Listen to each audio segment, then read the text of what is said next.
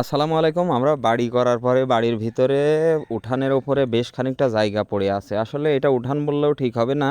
এটা আমাদের বাড়ির সামনে। বাড়ির কাজ যখন আমরা করি তখন এই জায়গাটাতে ঘর বাড়ি ছিল, সেগুলো ভেঙে দেওয়ার পরে এই জায়গাটা মোটামুটি বেশ খানিকটা ফাঁকা হয়ে গেছে। আর এইখানকার যে মাটিগুলো আছে সেগুলো আসলে অনেকটাই নোনা মাটি। তাই এই নোনা মাটির জন্য আমরা কিছুদিন আগে আমাদের গরুর খামারের পাশ থেকে গোবরের সার উঠিয়ে রেখেছিলাম এই জায়গাটাতে গাছ লাগাবো সেই জন্যই, সেই উদ্দেশ্যেই আর কি। সেই সারগুলো তখন ভেজা ছিল, এখন অনেকটাই শুকিয়ে গেছে। এগুলো আমরা বস্তাবন্দি করে নিয়ে গিয়ে সেইখানে নতুন করে আম বা যে কোনো ফল গাছের চারা লাগানোর জন্য মাটি প্রস্তুত করে রাখবো মোটামুটি 15 থেকে 20 দিনে।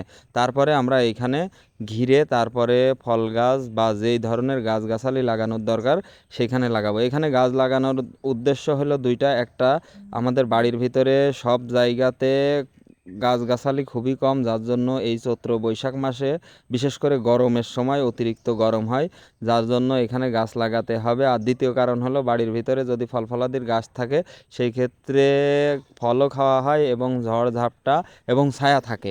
তো আমরা আমাদের এইখানে মোটামুটি 10 থেকে 12টা ফল বা যে কোনো বড় ধরনের গাছ লাগাতে পারবো। বড় গাছ বলতে মেহগনি, নিম, এই জাতীয় গাছ, কাঠের গাছ।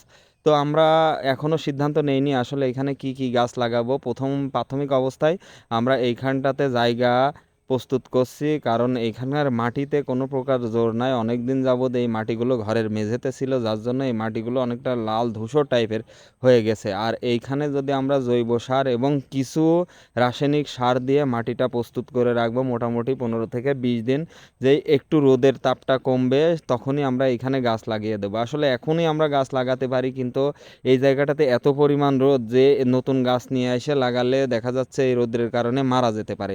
তাই আমরা এই জায়গাগুলো যে পরিমাণ জায়গা দরকার গাছ লাগানোর জন্য সেই পরিমাণ জায়গাতে 1 থেকে 1.5 ফিট পর্যন্ত এই জৈব সার রাসায়নিক সার মিশ্রিত মাটিগুলো দিয়ে প্রস্তুত করে কিছুদিন রেখে দেব।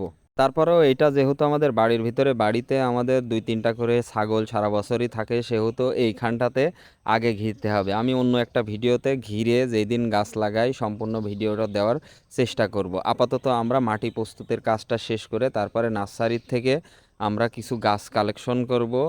আর এই গাছগুলো মূলত এমন টাইপের হতে হবে যেন 2-3 বছরে এই গাছগুলো মানুষের মাথার উপরে 8 থেকে 10 ফিট উঁচু হয়ে যায়, যাতে আমরা এই জায়গাটা পরে ঘেরা উঠিয়ে দিয়ে কাজে লাগাতে পারি। কারণ যেহেতু আমাদের বাড়ির ভিতরে এই গাছগুলো লাগাচ্ছি, সেহেতু বাড়ির ভিতরে আমরা শাকসবজি বা অন্যান্য গাছ দিতে পারবো না। এই জন্যই যে আমাদের এইখান দিয়ে চলাফেরা করতে হবে। আর ফল ফলাদি বা বড় গাছ লাগালে পরে সেই ক্ষেত্রে আমাদের এই গাছের নিচ দিয়ে চলাফেরা করতে অনেকটাই সুবিধা হবে। আর অনেক সময় ঝড় ঝাপটা বা বিভিন্ন প্রকার দুর্যোগ থেকে এই গাছ থেকে রক্ষা পাওয়া যায়। তো সবাই আমাদের জন্য দোয়া করবেন। আসসালামু আলাইকুম ওয়া রাহমাতুল্লাহি ওয়া বারাকাতুহু।